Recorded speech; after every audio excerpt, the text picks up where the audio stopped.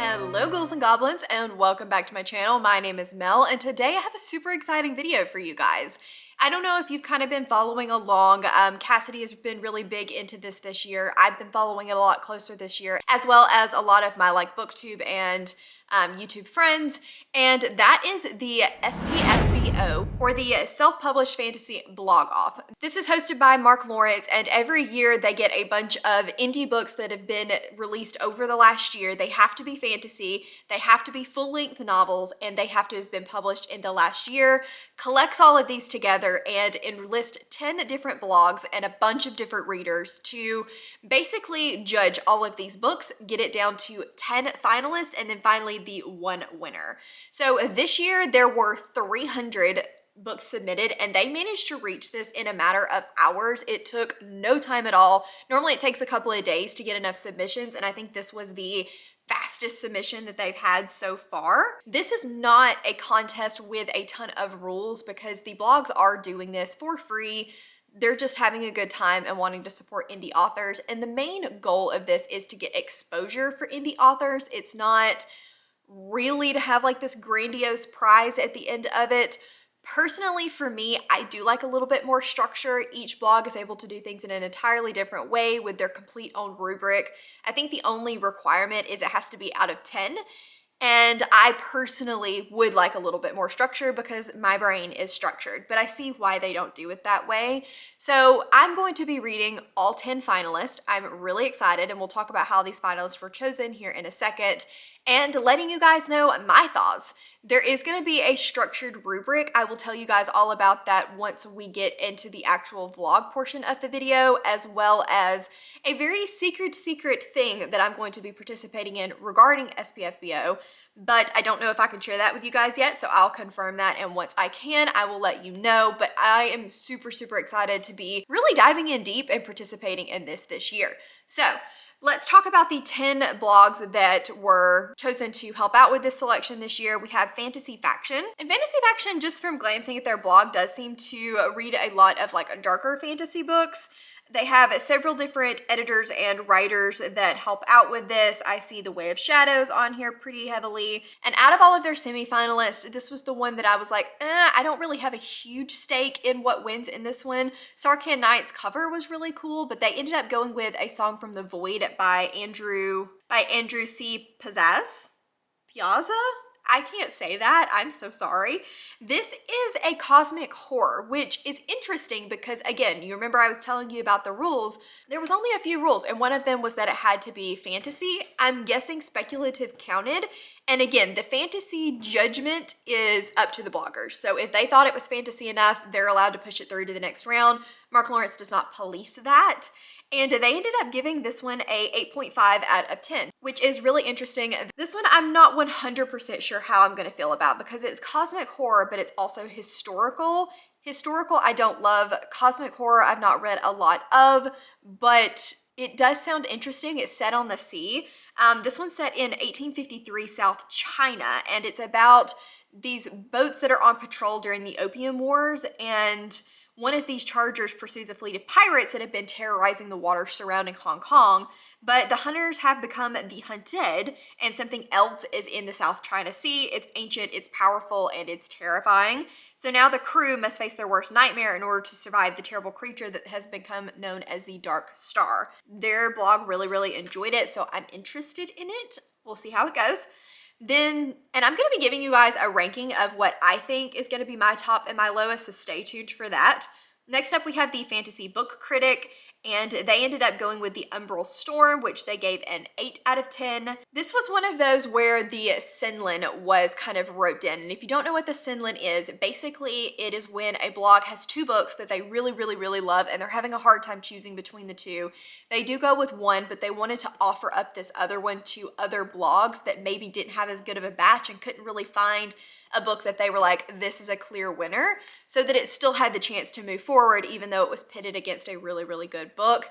Not 100% sure how I feel about the Senlin. I completely see its purpose, but I do wish there was a little bit more structure on how this was done and who could choose it. But anyway, the Umbral Storm was a Sinlin along with Spirits of Vengeance by Rob J. Hayes, and it got chosen. And I'm really excited about this because when it didn't win from the blog that originally had it, I was sad. I was really, really excited for this one. The cover just is awesome. It sounds like something that is right up my alley, and so I was super excited to see it actually get chosen. Sinlin or no Sinlin, I'm hopeful for it. So this one is a high epic fantasy about the heart of the world that was shattered, and then the fragments of this world were scattered across different lands. Then there was these martial orders that were instructed to gather up all of these shards because it was found that you were given great powers when these pieces were bonded to the flesh of the chosen. That sounds really interesting. There are few of the sharded, and these are warriors that are imbued with divine energy that once coursed through the heart of the world and driven to absorb the fragments of them to claim godhood. So we have a character that has known nothing in his life except for suffering, and he was orphaned, he was indentured to a slaver, and he can see little chance of escaping his circumstances.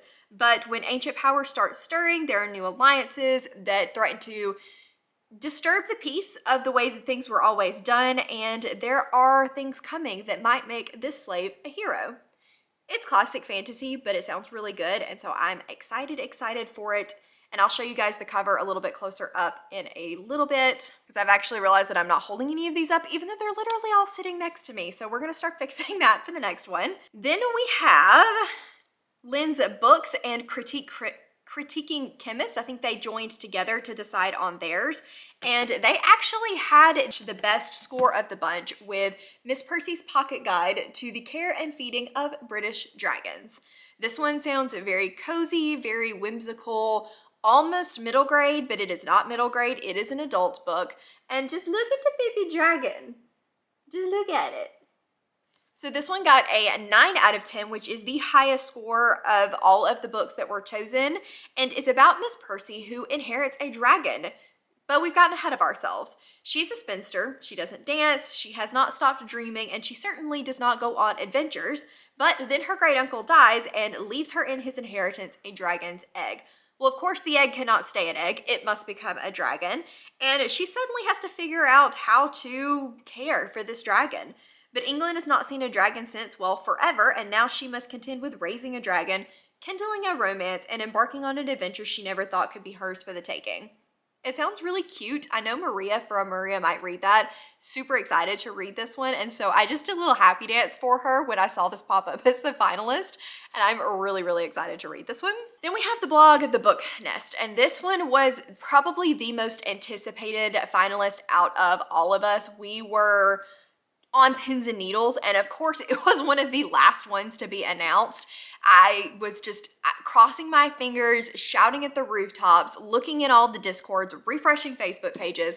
Finally, we got it, and that is A Touch of Light by Thiego Abdallah. This one is on my November TBR, and I am so freaking hyped to read this book. Cassidy just recently read it, gave it 5 stars. The second book cover's come out. It is amazing. It has griffins, and Thiego is just an overall really nice human. So you can't get any better than that. I do not know how to describe this book. I'll read you a little bit of the blurb just because I tried to explain it in my TBR and I feel like I failed miserably. It says, how far would you go to resurrect someone you loved? Would you change who you are to show you belong? Before death comes for them all. This is a world that is tearing itself apart. The domain worship life, and the leaders lead eternal lives, and death is a shame and you cannot mourn it. But Adrian is a prince of one of the Damian nations, and church teaching says grieving his family members is forbidden, but he will stop at nothing to return the ones he loved to worthiness, even if it means sacrificing his own. Then we also have Lynn, who is an elite warrior hiding from her past, Nasha, who is a gifted hunter hiding a terrible secret, but now a terrifying foe is creeping near and the people must fight to save it before death comes for them all. I cannot wait. I cannot wait. I'm so excited for this one. Oh, and that one got an 8 out of 10. Okay, moving on to the WEATHERWAX report. I think I said that correctly. And they had a bunch of different ones, but I feel like this is kind of the year for the cozy fantasy. We do have quite a few cozy fantasy to mix in with our epic and high fantasy, and that is Scales and Sensibility by Stephanie Burgess. I think Emma told me this is actually a pretty well-known middle grade author, but she decided to indie publish this adult, not novel. When we were looking at who was gonna win, like, this one was pitted against A Bitter Drink by Azalea Forrest, and this was also a cozy mystery, or not a cozy mystery, but a cozy fantasy with a little bit of a romance undertone. They both had a romance undertone. I didn't have a super high preference on which one. I personally like the cover of A Bitter Drink better, but they ended up going with Scales and Sensibility. And this one is a, I think, Pride and Prejudice inspired story, but with dragons. It's Regency, obviously, and I do like that she has a little dragon on her shoulder. It says pet dragons and magical mix-ups in a sparkling Regency fantasy rom-com. Not sure how I'm gonna feel about this. I do like that it has dragons, and it sounds cute and fun, but I'm concerned because cute and fun is not usually my thing, and Regency, really not my thing. So fingers crossed that I end up enjoying this one, but that is one on the list. Next up, we have the Fantasy Inn, and they did Mysterious Ways. So Mysterious Ways actually does not have a physical book available, so I don't have that one, but I'll pop up the cover here for you guys. It is by Abby Evans, and it got a 7.5.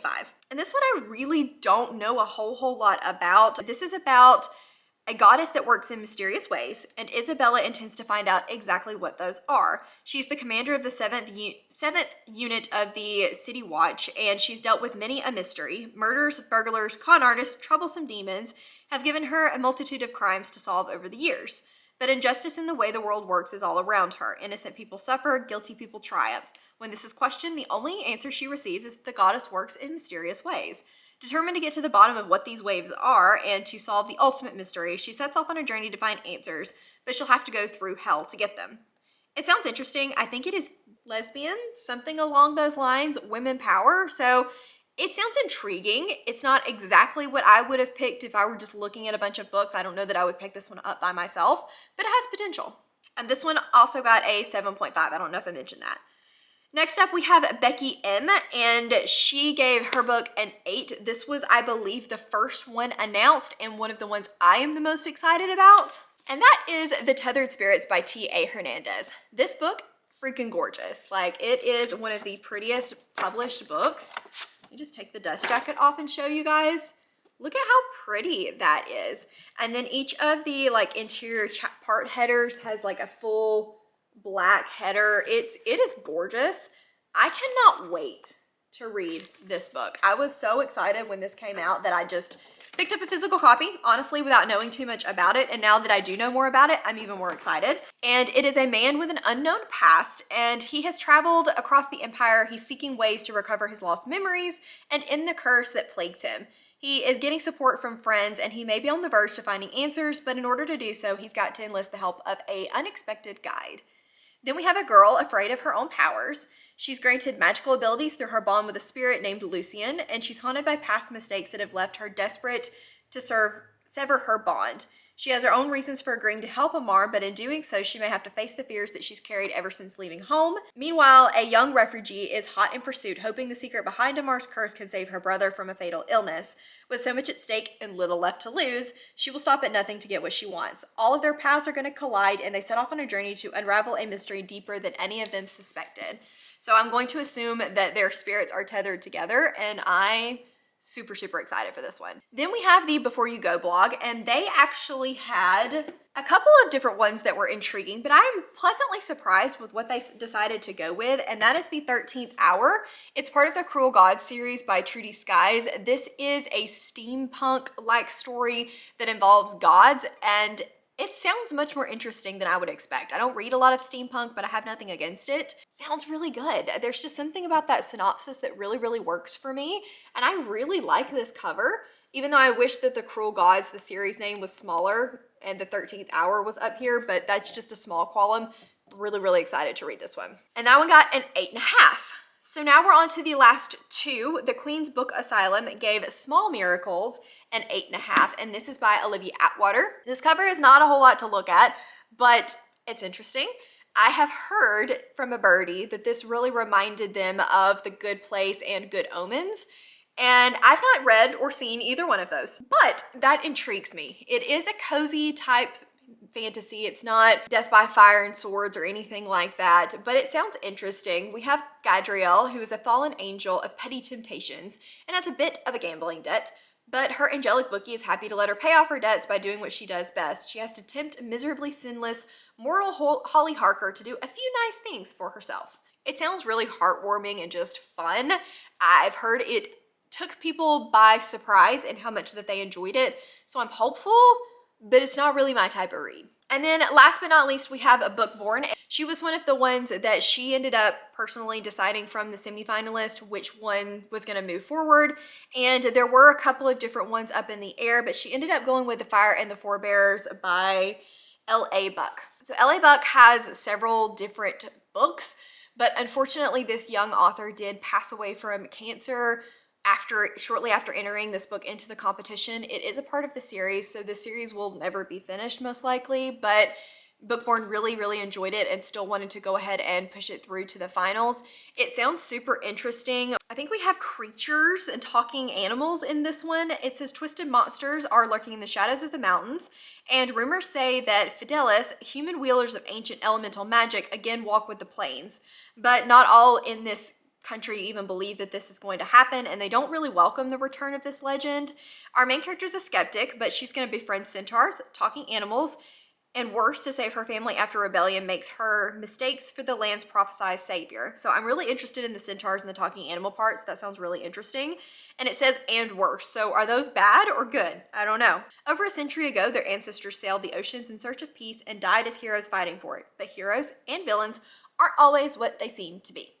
Sounds interesting. It's a chunky boy. Like, this is not a short book, but it sounds good, and I'm excited for it. Okay, so now that we have gone through everything and who picked what the books are about, I wanted to give you guys a quick rundown of what I think I am going to like the best and the least. So starting from I think what I'm probably going to like the least, that is Scales and Sensibility.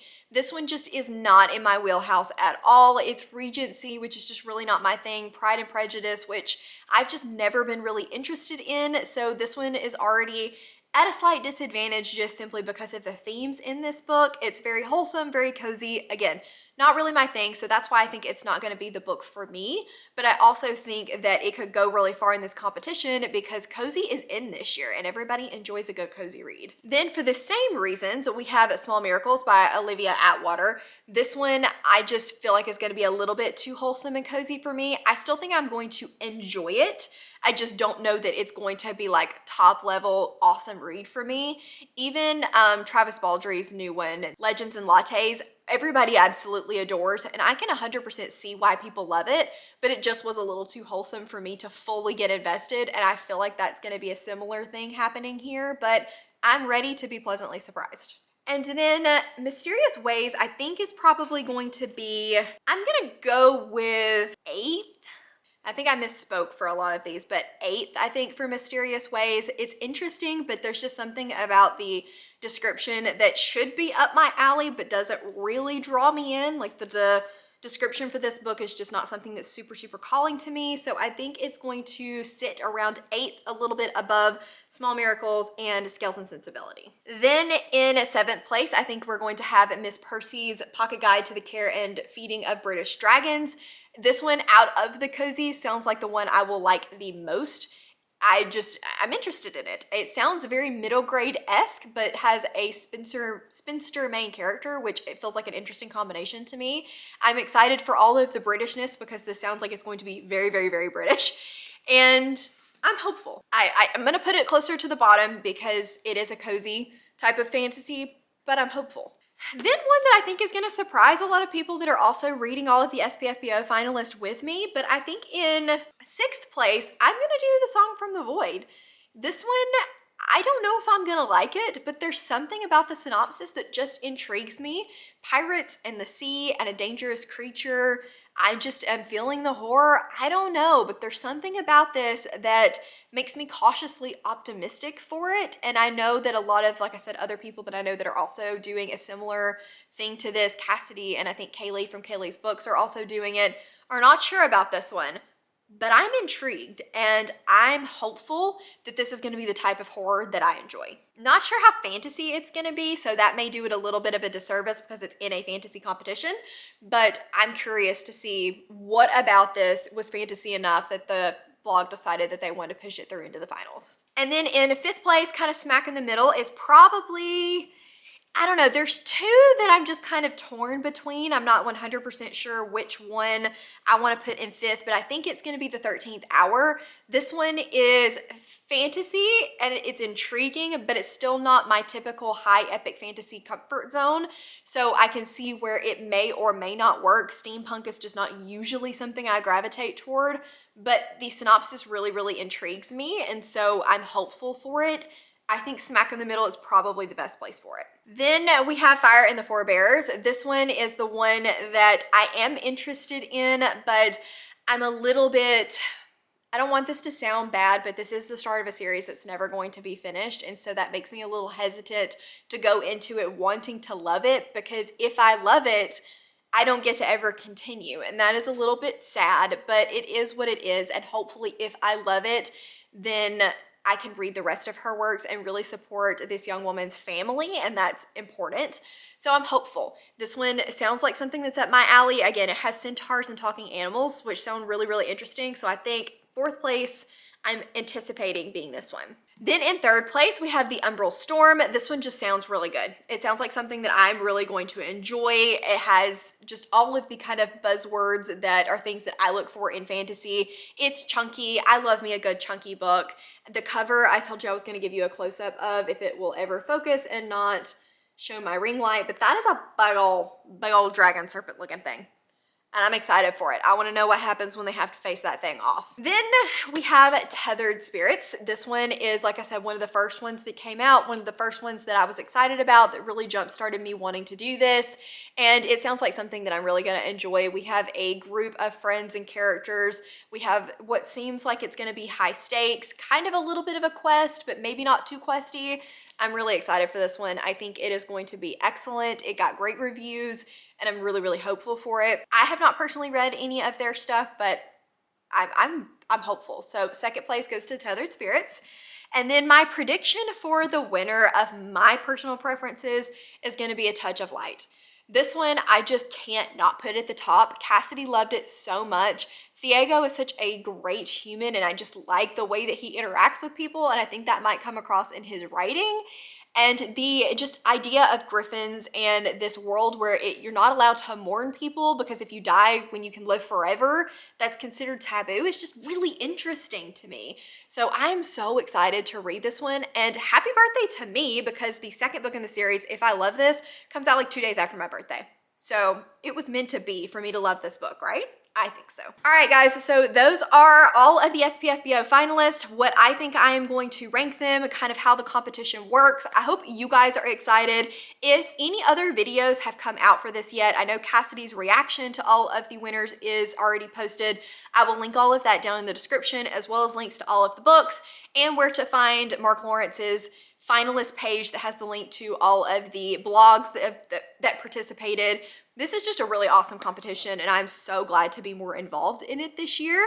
So, oh my gosh, indie books are really heavy. Like they don't sacrifice the paper or the cover quality, and I'm not sure I can lift all of these up to show you. Okay, let me scoot. All right, ready? Ugh. Okay. These, not including Mysterious Ways, are kind of where I think things are going to land in my predictions, and the Mysterious Ways is kind of somewhere down here toward the bottom. I'm excited. I'm hopeful. We'll see how right I am once I get all of these read. I'm gonna go and wish me luck reading all 10 of these. Once I've gotten all of them read, vlogged all of my thoughts on them, I will come back with a probably super long reading vlog counting all of these books, telling you guys what I thought about them, and giving you what the rating ended up being. I'm so excited. Let me know down in the description if you're going to be participating or reading any of these finalists. Let me know if this is the first time you've ever heard about SPFBO, because the number of people that I've seen that are just now participating in this or following this for the first time has been super cool. I think these indie authors deserve the world for how much work that they put into these books. This is heart and soul, not just pen to paper, and I'm here for it. I love it. So if you guys want to hang out with me a little bit more, as always, links to my Patreon, as well as my Instagram, Twitter, and Goodreads are all linked down in the description box. If you liked this video, please don't forget to give it a big thumbs up, subscribe if you wanna, and I will see you guys in the next one. Bye.